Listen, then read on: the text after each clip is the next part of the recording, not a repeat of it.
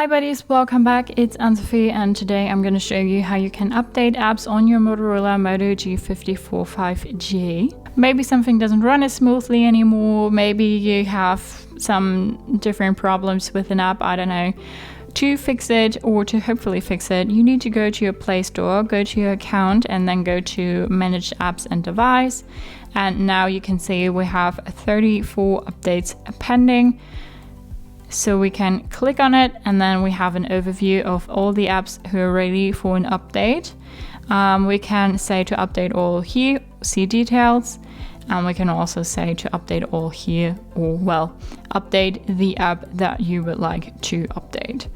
We're gonna go ahead and update Android accessibility suite here.